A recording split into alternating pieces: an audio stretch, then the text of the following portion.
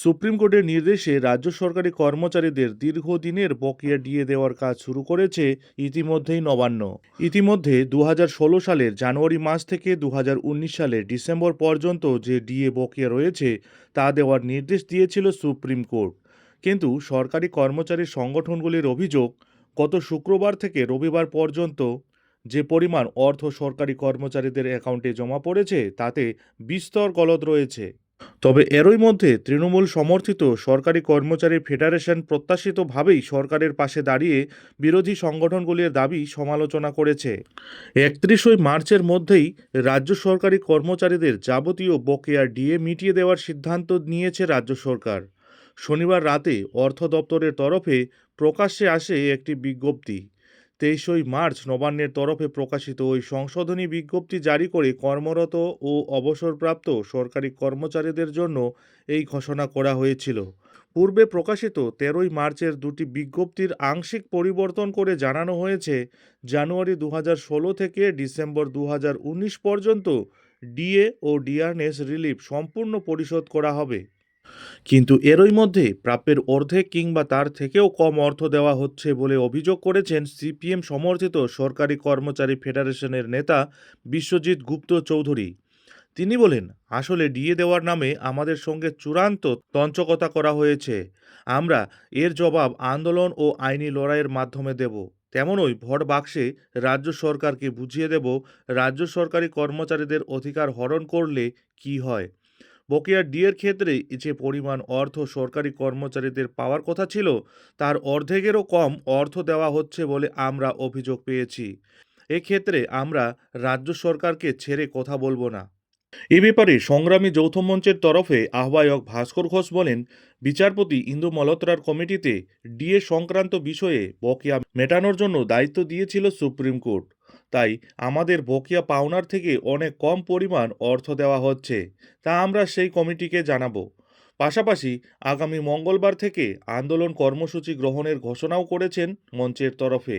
Supreme কোর্টে writ petition জমা দিয়ে আগামী এপ্রিল মাসের শুনানিতে তা তুলে ধরা হবে বলেও জানানো হয়েছে।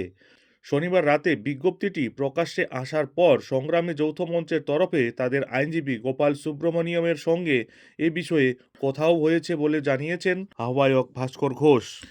এ ব্যাপারে বামপন্থী শিক্ষক সংগঠন বঙ্গীয় শিক্ষক ও শিক্ষাকর্মী সমিতির নেতা স্বপন মণ্ডল বলেন, যখন ওই অর্থ দপ্তর থেকে নির্দেশ দিয়ে জানানো হলো যে 2016 সালের জানুয়ারি থেকে 2019 সালের ডিসেম্বর পর্যন্ত বকেয়া ডিএর এক কিস্তিতে মিটিয়ে দেওয়া হবে, তখনই বুঝেছিলাম এর নেপথ্যে কোনো খারাপ উদ্দেশ্য অবশ্যই রয়েছে। আমাদের আশঙ্কাই এবার সত্যি হলো। সরকার শুধু হিসাবেই কারচুপি করছে না, সুপ্রিম কোর্টের নির্দেশ মেনে ডিএ দেওয়ার নির্দেশকেও পুরো অমান্য করছে।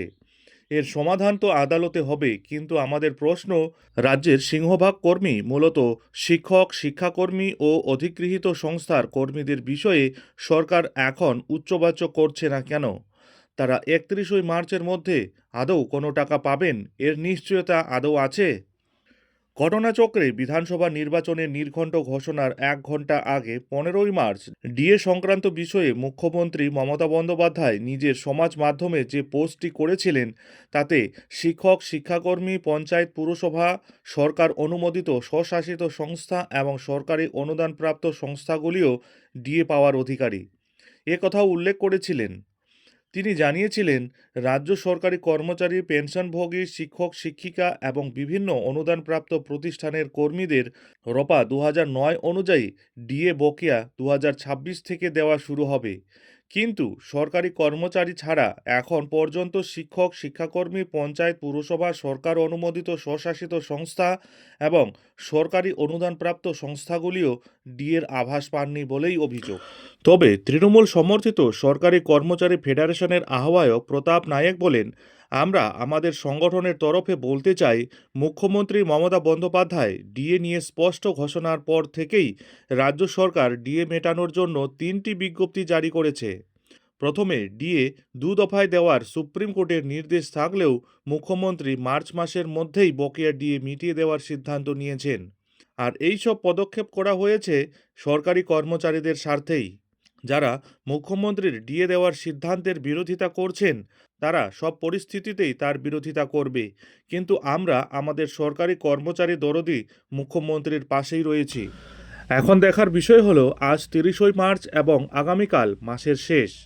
তো সুপ্রিম কোর্টের নির্দেশ মতো এই সময়ের মধ্যে আদৌ কি সরকারি কর্মচারীরা তাদের বকেয়া ডিএ পাবেন? আর যদি না পান, এর জন্য সরকারি কর্মচারীরা পরবর্তী আর কি পদক্ষেপ গ্রহণ করে সেটাই হচ্ছে এখন দেখার। নজর থাকবে সেদিকে। যাই হোক, এখন এখানেই শেষ করছি। এই ধরনের পরবর্তী ডিএ সংক্রান্ত ছোট বড় সব আপডেট ঠিক সময় মতো পেতে অবশ্যই চ্যানেলে চোখ রাখুন।